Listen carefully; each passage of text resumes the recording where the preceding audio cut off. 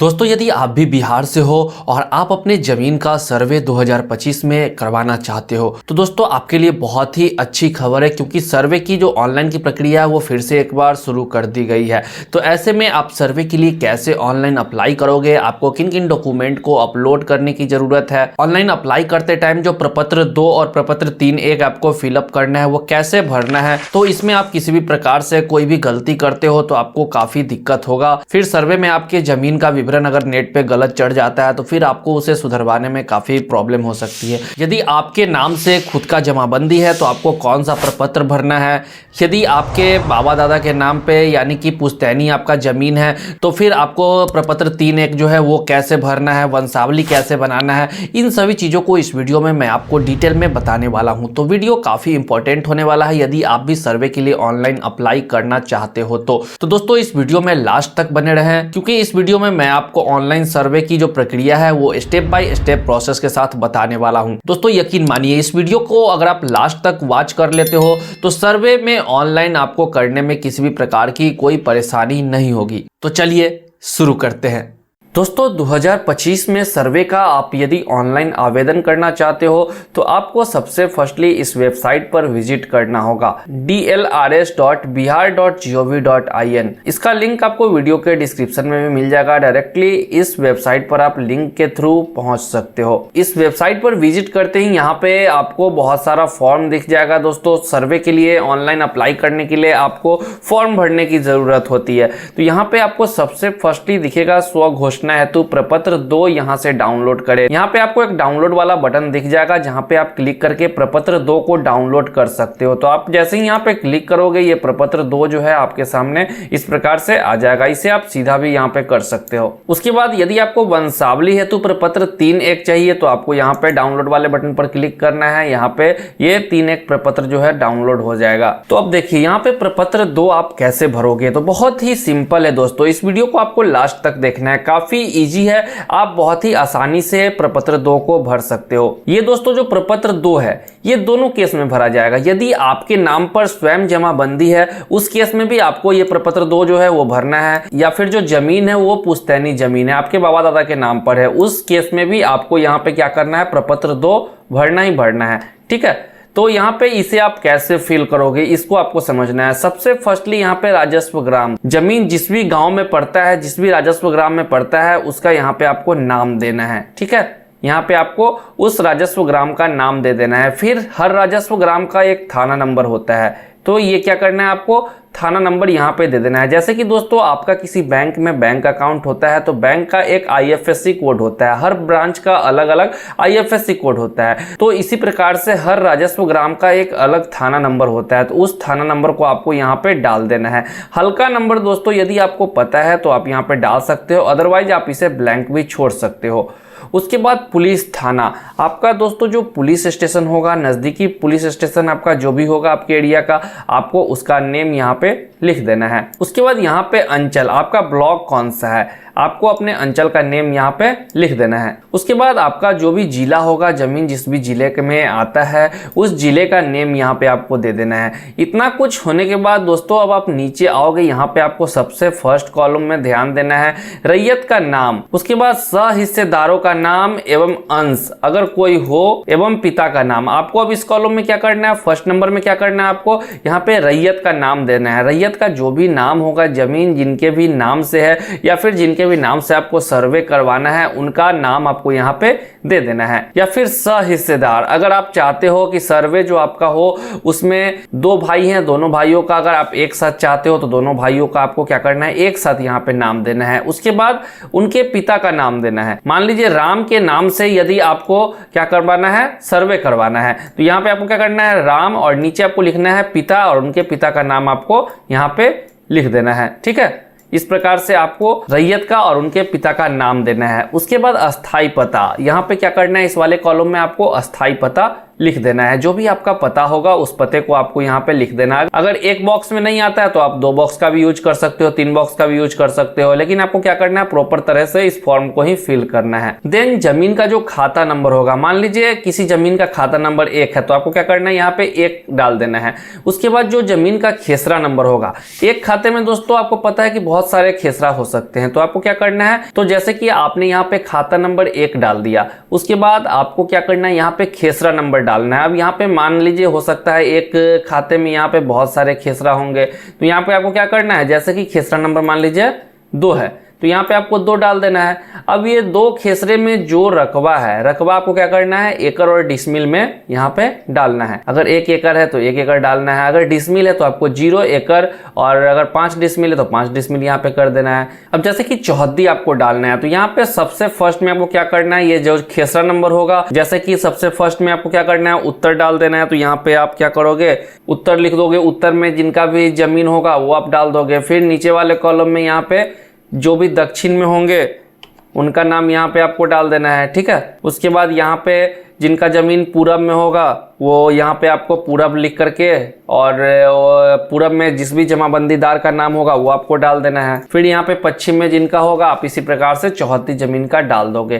फिर जमीन का किस्म, जमीन दोस्तों बहुत तरह के होते हैं, खेतिहर जमीन होता है, या फिर बहुत सारा आवासीय जमीन होता है, या फिर कुछ ऐसे जमीन होते हैं जहाँ पे लोग खेती नहीं करते, वहाँ पे लोग किसी भी प्रकार का पौधा लगा के छोड़ देते हैं। या फिर बहुत सारा ऐसा जमीन होता है जहाँ पे उस जमीन में लोग अपना शौकिया जो है तालाब खुदवाते हैं, तालाब खुदवा करके वो मछली पालन करते हैं। तो इस प्रकार से जमीन की बहुत सारी किस्म होती है, तो अलग अलग किस्म की जमीन होती है, तो आपको यहाँ पे वही चीज दर्शा देना है। अगर आपका जमीन खेतिहर है तो आपको यहाँ पे खेतिहर लिख देना है, अगर आपकी जमीन में तालाब है तो आपको यहाँ पे क्या करना है, तालाब लिख देना है। तो इसी प्रकार से आपको जमीन के किस्म का प्रकार यहाँ पे 7 नंबर कॉलम में डाल देना है। फिर 8 नंबर कॉलम में दोस्तों पूछा जा रहा है कि शेष को छोड़कर लगान। अगर ये आपको पता है तो आप दोगे, अदरवाइज आप इसे ब्लैंक भी छोड़ सकते हो। उसके बाद जमीन का जो जमाबंदी संख्या होगा आपके रसीद पे दिया होगा, आपको इसमें क्या करना है, जमाबंदी संख्या डाल देना है। फिर यहाँ पे 10 नंबर कॉलम में भूमि पर दावा का आधार, जो भूमि है उस पे आप दावा कर रहे हो तो उस दावे का क्या आधार है। उस जमीन का आप उत्तराधिकारी हो तो आपको क्या करना है, उत्तराधिकारी, यहाँ पे उत्तराधिकारी आपको लिख देना है। अगर जमीन आपको दान में मिला है या आपने जमीन को खरीदा है तो आपको उस हिसाब से ऑप्शन यहाँ पे चूज करके डाल देना है। फिर लास्ट में क्या, अभियुक्त अगर कोई हो, अगर आप इसके अलावा कोई उस जमीन पे अगर कुछ टिप्पणी आप देना चाहते हो तो आप यहाँ पे दे सकते हो। जैसे कि मान लीजिए कोई आपके नाम से जमीन है, अगर किसी और व्यक्ति ने उसे कब्जा रखा है या उस जमीन पे केस चल रहा है तो उस केस में आपको क्या करना है, यहाँ पे उस चीज को दर्शा देना है। इसी प्रकार से यहाँ पे आपको और भी खाता खेसरा जो होगा वो आपको डाल देना है, सभी का चौहद्दी डालना है, जमाबंदी नंबर देना है, ठीक है। इस प्रकार से आप इस फॉर्म को फिल कर लोगे। फिर नीचे आपको जो यहाँ पे स्थान दिख रहा है, यहाँ पे जिस भी जगह से आप इस फॉर्म को फिल कर रहे हो, भर रहे हो, आपको उस जगह का नाम दे देना है। फिर यहाँ पे डेट डालना है, जिस भी डेट में आप फॉर्म भर रहे हो। उसके बाद जो रैयत होंगे उनका यहाँ पे आपको सिग्नेचर करना होगा। अगर वे सिग्नेचर नहीं करते हैं तो आपको उनके अंगूठे का निशान देना होगा। फिर उनका मोबाइल नंबर जो होगा वो आपको देना है, और उनका जो आधार नंबर होगा वो आपको यहाँ पे दे देना है। तो कुछ इस प्रकार से आप प्रपत्र 2 को फिल कर सकते हो। अगर एक फॉर्म में आपके जमीन का सभी डिटेल नहीं आता है तो आप 2 फॉर्म, 3 फॉर्म, 4 फॉर्म, 5 फॉर्म अपने अकॉर्डिंग यहाँ पे लेकर के लगा सकते हो, और सभी का PDF बना करके आपको एक ही साथ अपलोड करना होगा। तो कुछ इस प्रकार से आप प्रपत्र 2 भर सकते हो, ठीक है। और दोस्तों यहाँ पे प्रपत्र 3.1 यानी कि वंशावली का जो फॉर्मेट है जो आपको खुद से बनाना है, इसके लिए आपको किसी के पास जाने की जरूरत नहीं है। ये आप कैसे भरोगे, तो आपको क्या करना है, आपका जो भी अंचल है उसका यहाँ पे नाम देना है, जिला का नाम देना है। उसके बाद उपरोक्त विषय के संबंध में सूचित करते हुए कहना है कि मैं या हम लोग, यहाँ पे आपको अपना नाम देना है। उसके बाद यहाँ पे आपको अपने पिता का नाम देना है। उसके बाद यहाँ पे निवासी, आप जहाँ के निवासी हो, ग्राम का नाम देना है आपको, थाना का नाम देना है, अपने अंचल का नाम देना है, जिला का नाम देना है। आपका जो जाति होगा यहाँ पे आपको जाति दर्शा देना है। उसके बाद जिसका विवरण आवेदन के साथ संलग्न प्रपत्र 2 में अंकित है, जो प्रपत्र 2 आपने यहाँ पे भरा है वही यहाँ पे क्या बताया जा रहा है कि अंकित है। अब जो जमीन है आपके पिता के नाम पे है या बाबा के नाम पे है, उनका यहाँ पे आपको नाम देना है, फिर उनके पिता का नाम देना है, फिर ग्राम जो है ये पूरा एड्रेस आपको यहाँ पे डालना है। अब दोस्तों यहाँ पे जमाबंदी क्रम संख्या आपको यहाँ पे डालना है, जो जमीन होगा जिस भी जमाबंदी में होगा जमाबंदी का नंबर आपको डालना है। उसके बाद खतियान में अंकित खाता संख्या जो होगा वो आपको डालना है, खेसरा संख्या डालना है, रकबा डालना है। उसके बाद लगान को उत्तराधिकार बंटवारा के आधार पर हित अर्जित किया गया। लगान जब तक का कटा हुआ होगा वो आपको यहाँ पे देना है। उसके बाद नीचे आपको क्या करना है, विश्वास भाजन में जो भी याचिका करता होंगे, यानी कि जो आवेदन कर रहे हैं उनके अलावा जो भी उनके पटीदार होंगे सभी का यहाँ पे आपको सिग्नेचर करवा लेना है। और फिर एक ब्लैंक पेपर पे आपको क्या करना है, वंश वृक्ष बनाना है। वंश वृक्ष कैसे बनेगा? वंश वृक्ष दोस्तों बहुत ही इजीली बनता है। यहाँ पे जिसके नाम से जमाबंदी है सबसे पहले ऊपर में उनका नाम दे देना है। उसके बाद इस प्रकार से क्या करना है, एक लाइन खिंचाता है। लाइन खींचने के बाद उनके जो संतान हैं उनका नाम आपको इस प्रकार से एरो दे करके दे देना है। जितने भी संतान होंगे, 2 होंगे, 3 होंगे, 4 होंगे, सभी का आपको इस प्रकार से एरो बना करके, ये सादा पेपर पे आप खुद से भी कर सकते हो, वो आपको क्या करना है, इस प्रकार से वंश वृक्ष बना देना है। फिर मान लीजिए यहाँ पे ये कोई ए व्यक्ति है, इनका 2 लड़का है, तो यहाँ पे क्या करना है, फिर इसके नीचे आपको इस प्रकार से एरो खींच करके इनके दोनों लड़कों का नाम आपको यहाँ पे दर्शा देना होगा। ठीक है।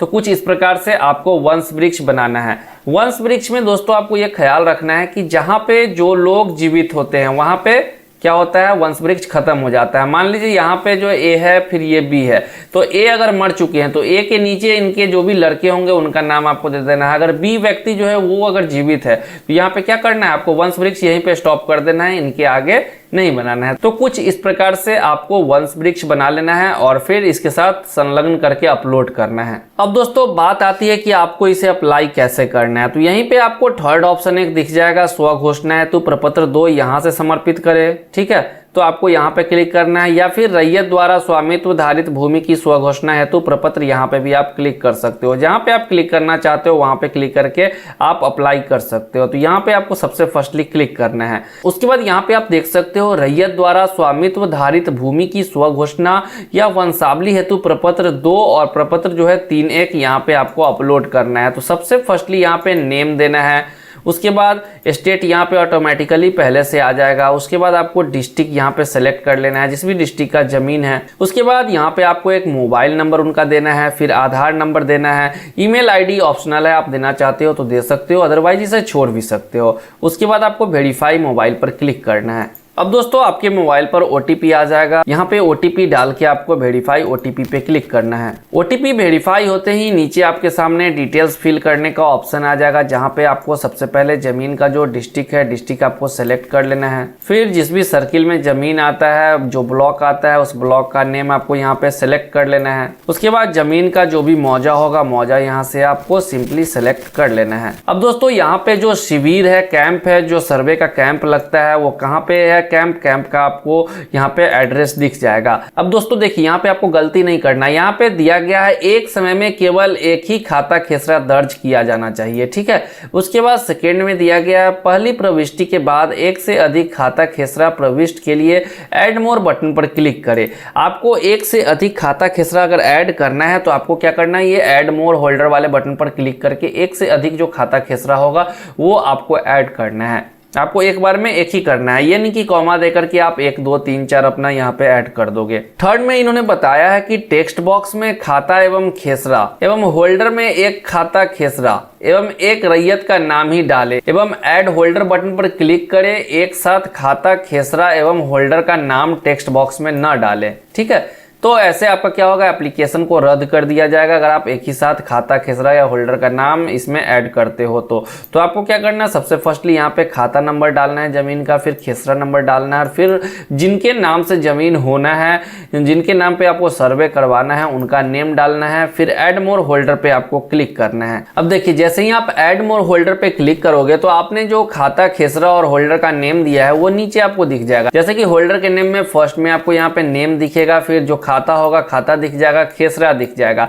अब आप सेकेंड खाता खेसरा ऐड करना चाहते हो तो क्या करना है, आपको फिर खाता नंबर डालना है, इसी प्रकार से यहाँ पे खेसरा नंबर डालना है और होल्डर का नेम डालना है और फिर ऐड मोर होल्डर पे आपको क्लिक करना है। इसी प्रकार से ये ऐड होता चला जाएगा। जब जमीन का यहाँ पे सभी खाता खेसरा और जो होल्डर नेम है वो आप ऐड कर लोगे, उसके बाद आपको क्या करना है, प्रपत्र 2 यदि आपके नाम पे जमाबंदी है तो, यदि आपके किसी पूर्वज के नाम पे जमाबंदी है तो उस केस में आपको प्रपत्र 3.1 भी अपलोड करना होगा। तो इसी तरह से आपको ये प्रपत्र 2 या प्रपत्र 3.1 दोनों को क्या करना है, अपलोड करना है। दोनों को आपको PDF में 3 MB तक क्या करना है, बना लेना है। 3 MB के अंदर ये फाइल होना चाहिए और PDF में यहाँ पे अपलोड कर देना है। अपलोड करने के बाद आपको यहाँ पे सेव वाले बटन पर क्लिक करना है। सेव करते ही आपके पास स्व घोषणा हेतु प्रपत्र ID जो है वो यहाँ पे मिल जाएगा। ये सेव सक्सेसफुली हो चुका है। इस ID को आपको क्या करना है, नोट कर लेना है और अपने पास रख लेना है। अब यहाँ पे आपको ओके वाले बटन पर क्लिक करना है। ओके करते ही आपके सामने ये एक जो रिसिप्ट है वो तैयार होकर के आ जाएगा। आपको इसका प्रिंट आउट लेकर के अपने पास रखना है। इसी रेफरेंस ID से आपका जो एप्लीकेशन का स्टेटस है वो चेक आप कर पाओगे। तो इसे आपको क्या करना है,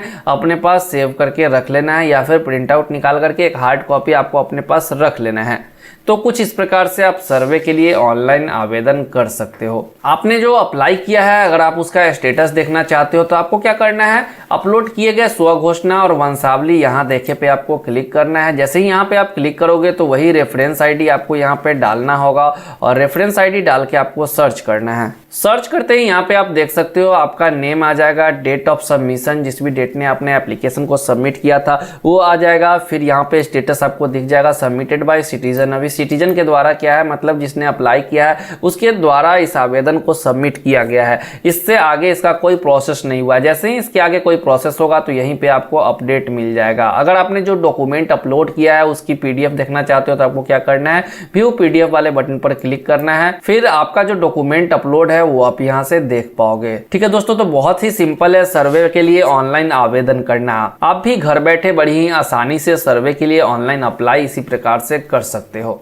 तो देखा दोस्तों, कितनी आसानी से आप सर्वे के लिए ऑनलाइन अप्लाई कर सकते हो। अप्लाई करने के बाद दोस्तों आपका जो रेफरेंस ID जनरेट होता है वो सर्वे अमीन के पास चला जाता है, उनके ID पर चला जाता है, या फिर जो कानूनगो होते हैं उनके पास भी ID होता है, उस ID पर चला जाता है। फिर खानापुरी के लिए जब वो आपके जमीन पर प्लॉट पर आते हैं तो उस टाइम फिर आपने जो अप्लाई किया है, जो भी डिटेल उसमें दिया है फॉर्म में, जैसे जैसे सब कुछ दिया है वो सभी उनके ID पर रहता है। वो आपने अपलोड किया है वो उनकी ID पे रहता है। तो वे जब आपके जमीन पर आएंगे उस टाइम वो सभी चीजों को मैच करेंगे। सारा चीज मिलान जब हो जाता है फिर उसके बाद सर्वे की जो आपकी प्रक्रिया है वहां से कंप्लीट हो जाती है। तो इस प्रकार से आप सर्वे की पूरी प्रक्रिया को कंप्लीट करवा सकते हो। उम्मीद करता हूं ये वीडियो आपको काफी पसंद आई होगी और अच्छी लगी होगी। अगर वीडियो अच्छी लगी हो तो वीडियो को लाइक करना ना भूले और चैनल पर पहली बार आए हो तो चैनल को सब्सक्राइब करके बेल आइकन को प्रेस करना ना भूले। तब तक के लिए वीडियो देखने के लिए बहुत बहुत धन्यवाद। मिलते हैं नेक्स्ट वीडियो में किसी नई टॉपिक के साथ। तब तक के लिए जय हिंद, गुड बाय।